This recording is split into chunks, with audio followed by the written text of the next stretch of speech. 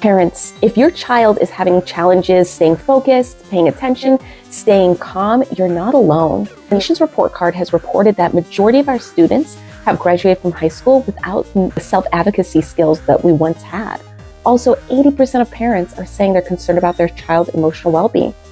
There's all this talk about fidgets and sensory toys and calming kits. But what do we choose for them? How can we support our children? Today, parents, you're going to find out.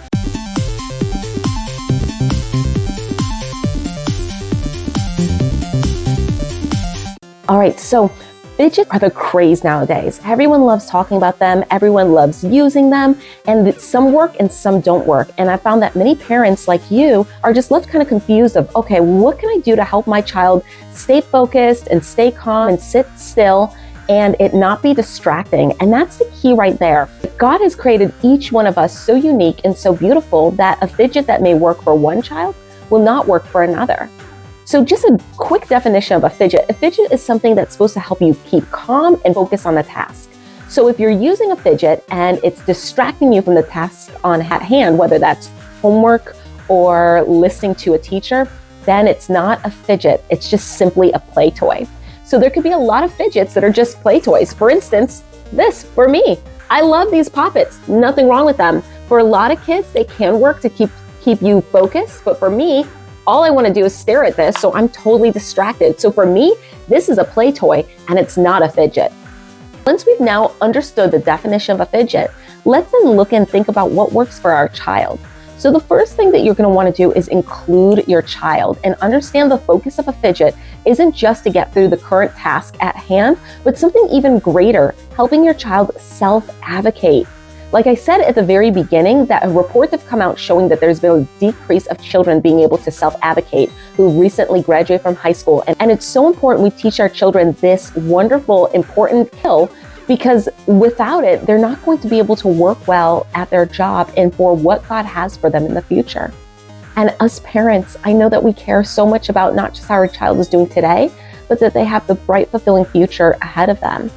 So I love using sensory toys and fidgets and calming kits as a way to give children a sense of autonomy, a self of independence, and understand how do they learn, how do they have fun, and really problem solve on their own. Warning, when we give our child a chance to self-advocate and do things for themselves, tantrums, unpreferred behaviors, meltdowns can occur, but know that it's breaking through. It's allowing them to try things on their own without us constantly have to say, sit still, grab this. Our end goal is to prepare our child for the future.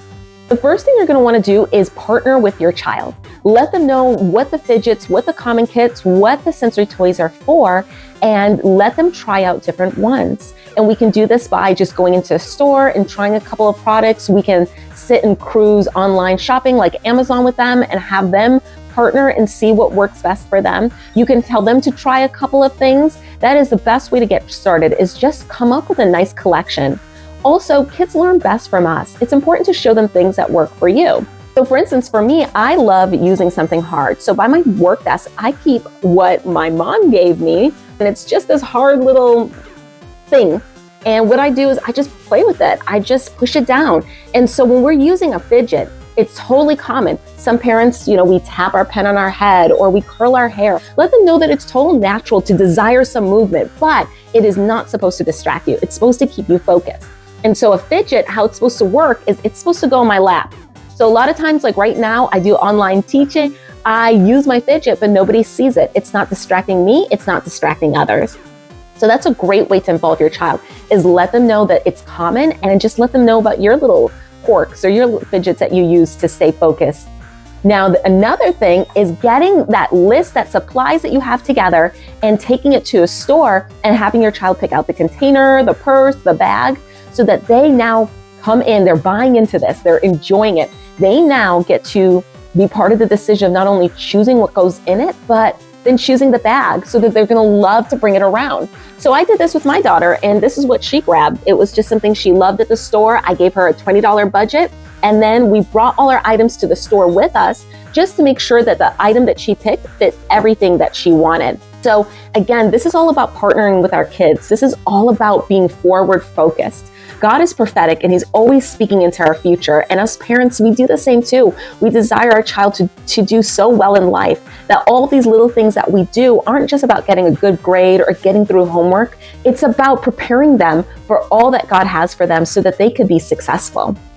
All right, so a couple of examples of things that can go in a sensory bag are for your readers, something easy, a book. Some of our kids aren't readers, so we can do things like coloring pads or Rubik's Cubes or little games or Mad Libs. Different things like that are so easy. Maze, anything of that sort.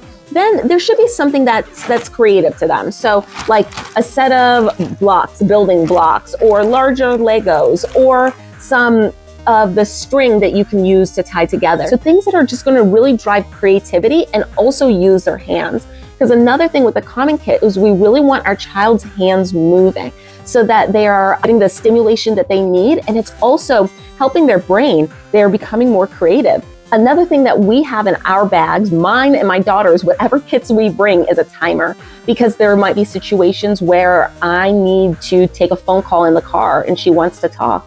And I'll just say, listen, I just need 10 minutes, and she'll set the timer. And she'll know that she has to reach into her bag or look out the window to imagine for 10 minutes. And when the timer stops, then we've ended the agreed upon time for me to work and to have a phone call.